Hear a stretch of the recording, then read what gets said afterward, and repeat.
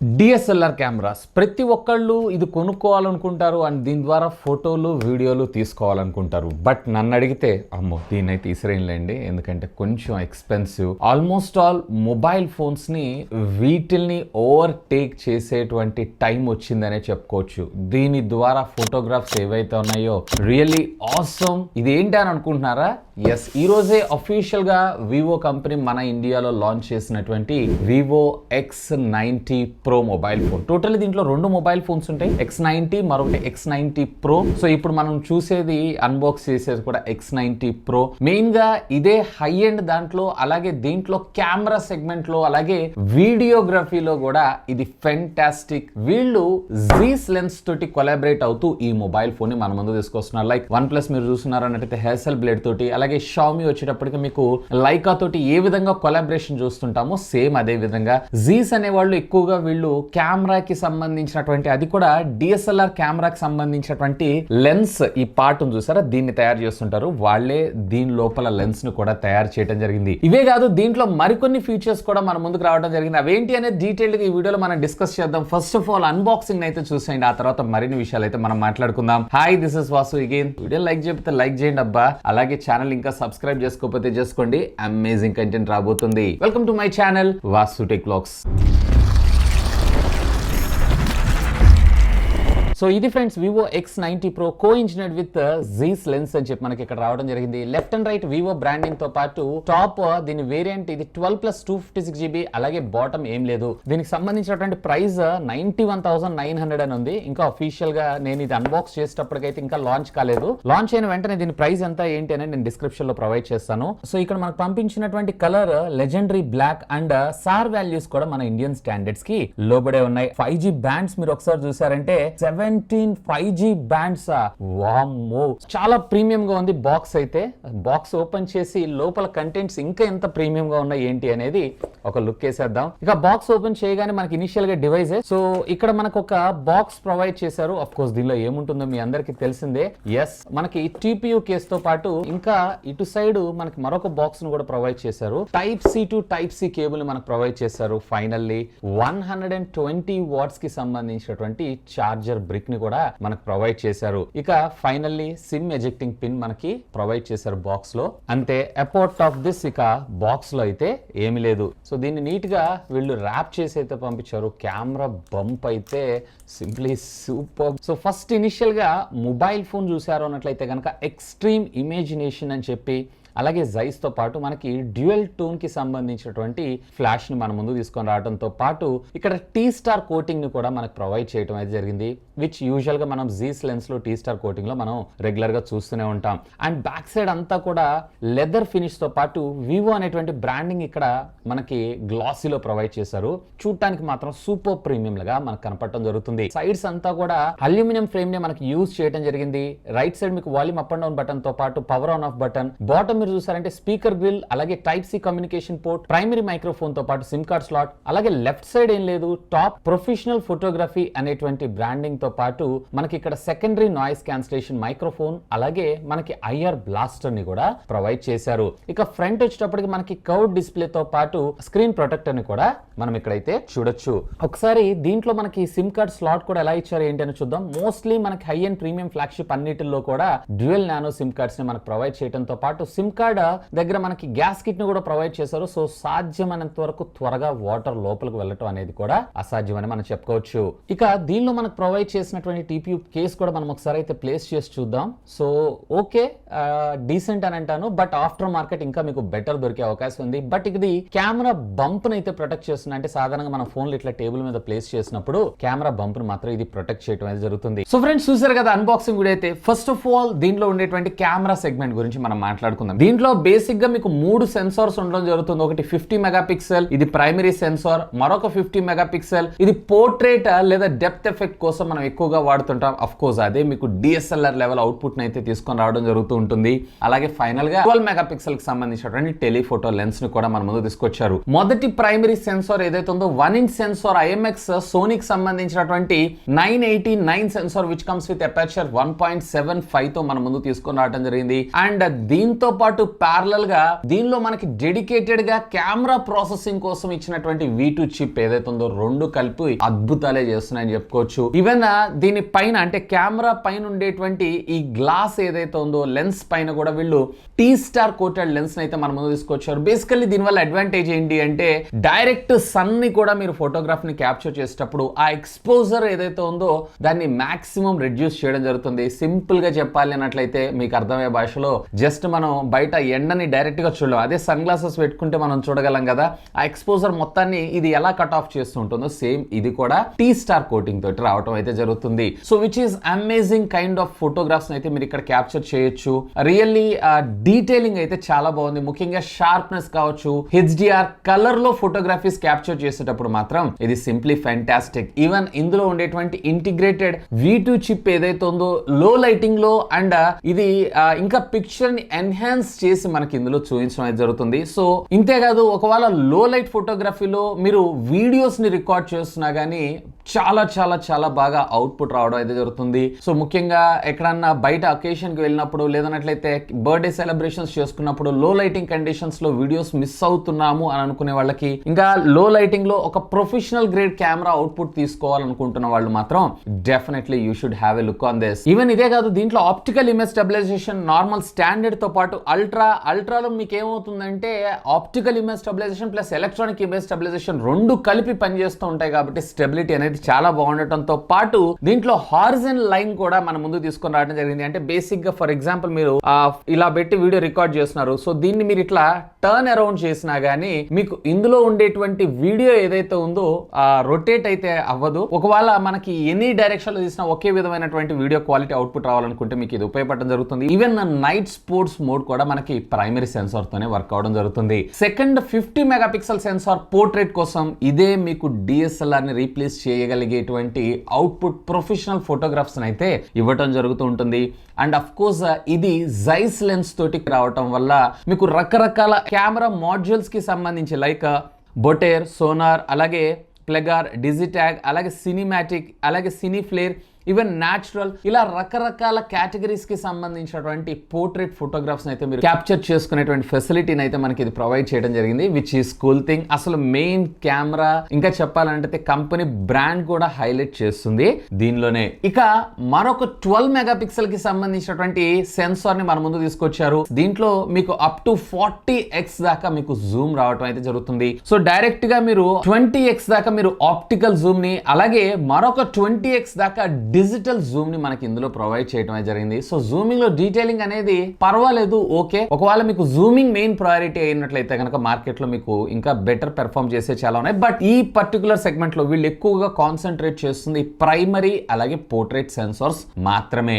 ఇక ఫ్రంట్ వచ్చేటప్పటికే వీళ్ళు 32 megapixel censor కెమెరాని మనం తీసుకొచ్చారు. పర్వాలేదు, క్వైట్ డీసెంట్ ఫోటోగ్రాఫ్స్ అయితే మీరు క్యాప్చర్ చేయొచ్చు. And by the by video recording compatibilities విషయానికి వచ్చారంటే రేర్ మీరు 8K 24 FPS 4K ఈవెన్ 60 అలాగే 30 FPS రికార్డ్ చేసుకోవచ్చు. ఈవెన్ ఫ్రంట్ వచ్చేటప్పటికే 1080 60 మన ముందు తీసుకొచ్చారు, కానీ అట్లీస్ట్ 4K లో 30 అయినా తీసుకొచ్చుంటే బాగుండేదని నా అభిప్రాయం, ఎందుకంటే ఫ్లాగ్షిప్ ఫోన్స్ కాబట్టి. సో ఓవరాల్ గా చెప్పాలన్నట్లయితే కెమెరా సెంట్రిక్ గా మాత్రం డెఫినెట్లీ ఐ రికమెండ్ దిస్. ఇక దీని డిజైన్ అండ్ బిల్డ్ విషయానికి వచ్చారు అన్నట్లయితే ఇదంతా కూడా మనకి అల్యూమినియం ఫ్రేమ్ తోనే మనకు రావడం జరిగింది. పట్టుకోగానే మీకు ఒక ప్రీమియం ఫ్లాగ్షిప్ ఫోన్ పట్టుకున్నటువంటి ఫీల్ అయితే ఖచ్చితంగా రావడం జరుగుతుంది. సో రేర్ వీళ్ళు వచ్చేటప్పటికి మనకి లెదర్ కైండ్ ఆఫ్ ఫినిష్ తోటి మన ముందు తీసుకొచ్చారు. ఇది వచ్చేటప్పటికే wax pebble vegan leather artificial దే ఇది.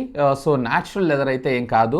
అండ్ ఇది ఈకో ఫ్రెండ్లీ అని చెప్పని అంటున్నారు. ఈవెన్ ఫ్రంట్ వచ్చేటప్పటికే వీళ్ళు స్కాచ్ సెన్సేషన్ ప్లస్ గ్లాస్ ని యూజ్ చేశానని అంటున్నారు. సో డ్యూరబిలిటీ ఎలా ఉంటుంది ఏంటి అనేది మనం ఇప్పుడు డ్యూరబిలిటీ టెస్ట్ అయితే చేయలేం, ఓకే అని అంటాం. స్కాచ్ సెన్సేషన్ వీళ్ళు ఎక్కువగా యూజ్ చేస్తూ ఉంటారు. ఇక దీంట్లో మనకి IP68 వాటర్ రేటింగ్ టెక్నాలజీని కూడా మన ముందు తీసుకొచ్చారు. సో వాటర్ లో పడ్డా గానీ ఇదైతే సస్టైన్ అవ్వగలదు. అప్ టు 30 మీటర్స్ డెప్త్ దాకా 10 మినిట్స్ దాకా అయితే ఇది సస్టైన్ అవ్వటం అయితే జరుగుతుంది. అండ్ ఇదే కాదు, కెమెరా బంప్ ఏదైతుందో దీని మీద సర్జరీస్ లో యూజ్ చేసేటువంటి స్టెయిన్లెస్ స్టీల్ తోటి ఈ రింగ్ అయితే డిజైన్ చేయడం జరిగిందంట. అండ్ దీంతో పాటు కెమెరాస్ పైన ఉండేటువంటి ఆ గ్లాస్ ఏదైతుందో దీన్ని కార్నింగ్ విక్టర్స్ గ్లాస్ అయితే యూజ్ చేయడం జరిగిందంట. సో కింద పడ్డా గానీ, అంటే చాలా వరకు మొబైల్ ఫోన్స్ కింద పడి కెమెరా గ్లాసెస్ డ్యామేజ్ అవుతుంటాయి చూసారా, అలాంటి సందర్భాలలో కూడా ఇది చాలా టఫ్ ప్రొటెక్షన్ అయితే మనకు ప్రొవైడ్ చేయడం జరిగింది. సో బిల్డ్ క్వాలిటీ పరంగా ఐఎమ్ వెరీ మచ్ సాటిస్ఫైడ్. ఖచ్చితంగా మీకు ఒక ప్రీమియం ఫ్లాగ్షిప్ ఫోన్ ని పట్టుకున్నటువంటి ఫీల్ అయితే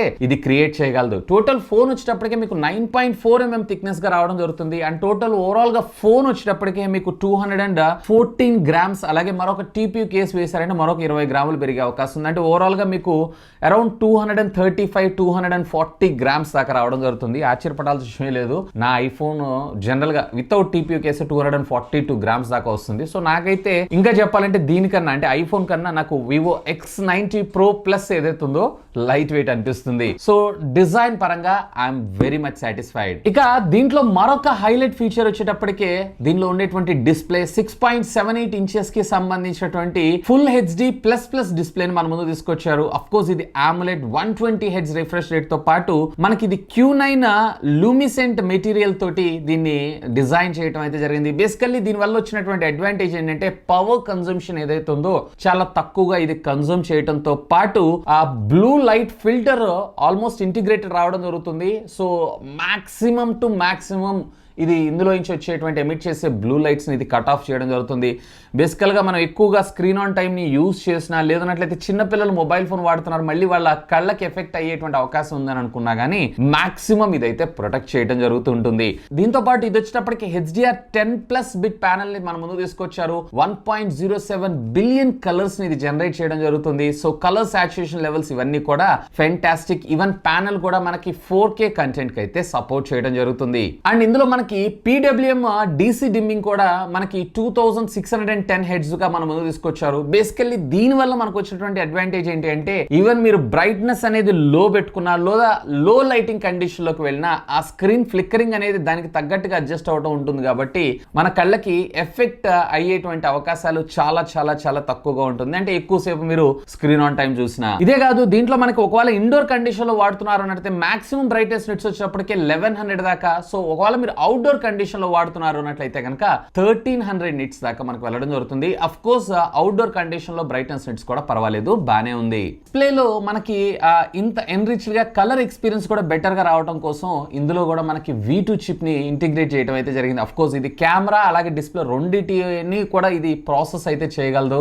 సో డిస్ప్లే కాంటెంట్ చూస్తున్నారు అన్నట్లయితే ఒకవేళ OTT లవర్స్ అయి ఉన్నట్లయితే కనుక really you will enjoy the show. ఇక డిస్ప్లే ఒక్కటే బాగుంటే సరిపోతుంది, ఆడియో కూడా బాగుండాలి కదా. సో ఆడియోలో కూడా దీంట్లో మనకు వచ్చేటప్పటికే డాల్బీ అట్మాస్ ఇలాంటి ఫీచర్స్ అయితే వీళ్ళేం తీసుకొని రాలేదు. బట్ వీళ్ళ ఓన్ టెక్నాలజీ అయినటువంటి సూపర్ ఆడియో టెక్నాలజీని అయితే మన ముందు తీసుకొచ్చారు. అఫ్ కోర్స్ అక్కడ మనకి కస్టమైజ్డ్ ప్రొఫైల్స్ ఉంటాయి, మనం చూసేటువంటి యాక్టివిటీస్ ని బేస్ చేసుకొని మనం అయితే చూస్ చేసుకోవచ్చు. ఆడియో క్వాలిటీ కూడా బాగానే ఉంది, లౌడ్ గానే ఉంది. అండ్ దీంట్లో మనకి డ్యూయల్ స్టీరియో స్పీకర్స్ ని కూడా మన ముందు తీసుకొచ్చారు. సో కొన్ని శాంపిల్స్ కూడా వినేయండి.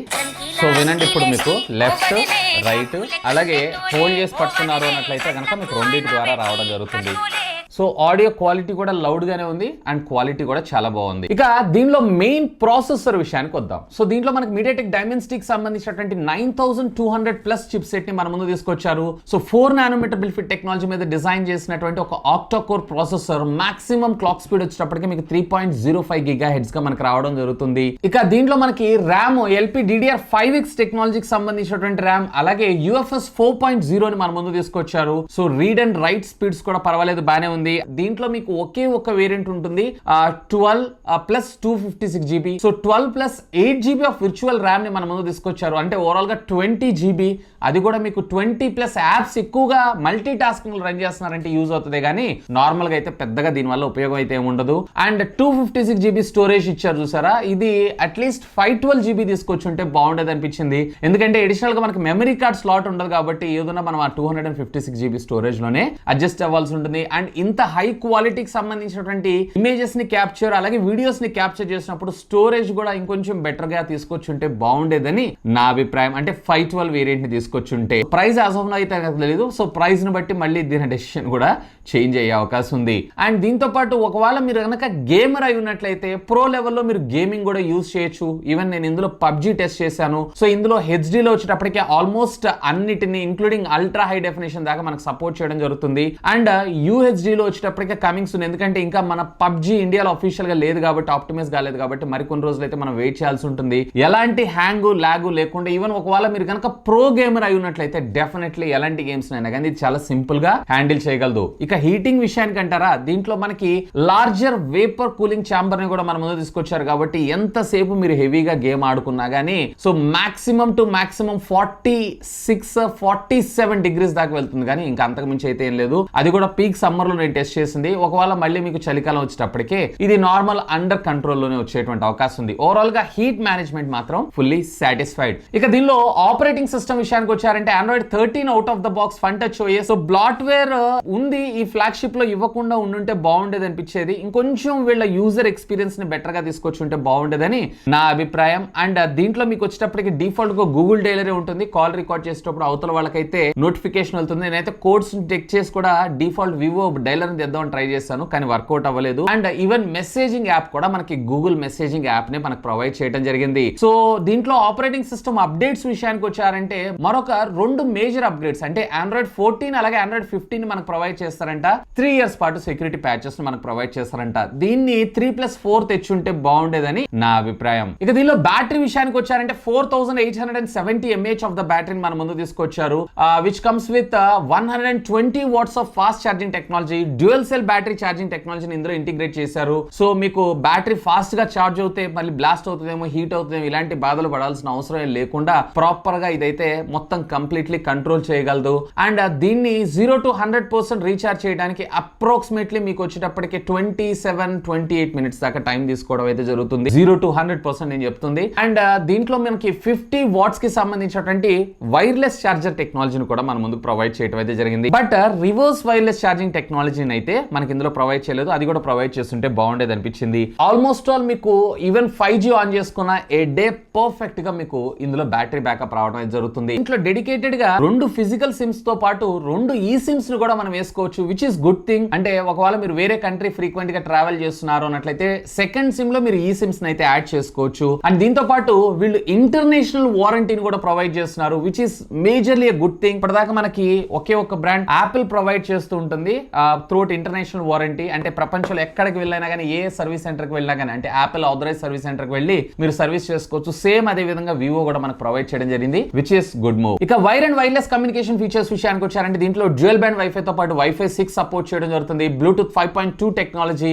అలాగే NFC ని కూడా మనకి ఇంటిగ్రేట్ చేయడంతో పాటు వివో వైఫై కాలింగ్ సర్వీసెస్ అలాగే క్యారియర్ అగ్రిగేషన్ కూడా మనకి ఇది సపోర్ట్ చేయడం జరుగుతుంది. సో ఇక ఫైనల్ గా నా కంక్లూషన్, అసలు ఎవరికి మొబైల్ ఫోన్, ఒకవేళ మీ బడ్జెట్ అరౌండ్ 70 to 80 మధ్యలో, అది కూడా కెమెరా సెంట్రిక్ గా మీరు ఒక మొబైల్ ఫోన్ చూస్తున్నారు అన్నట్లయితే కనుక డెఫినెట్లీ నేనైతే దీనిపైన కూడా ఒక లుక్ వేయండి. ఎందు గురించి అంటే దీంట్లో ముఖ్యంగా జీ స్టార్ లో అది కూడా లో లైటింగ్ ఫోటోగ్రఫీ అలాగే వీడియోగ్రఫీ ఏదైతే ఉందో simply amazing. So pricing matters, ఇక్కడ ప్రైస్ ఎంతకు తెస్తారు ఏంటి అనేది మెయిన్ కీ రోల్ ని ప్లే చేస్తూ ఉంటుంది. So if I'm not wrong దీన్ని సుమారుగా వీళ్ళు 70 to 80 మధ్యలో తీసుకొస్తారు. ఒకవేళ 70లో తీసుకొచ్చారు అన్నట్లయితే కనుక వెరీ గుడ్ డీల్ అవుతుందని నా అభిప్రాయం. సో ఎనీవే దీనికి సంబంధించినటువంటి ఫుల్ డీటెయిల్ రివ్యూలో మరిన్ని విషయాలు అయితే మనం మాట్లాడుకుందాం, ఎందుకంటే ఎక్స్పీరియన్స్ చేసినా గానీ ప్రైస్ మ్యాటర్ అవుతుంది కాబట్టి ప్రైస్ తెలియకుండా మనం అయితే జడ్జ్ చేయలేము. Anyway cool.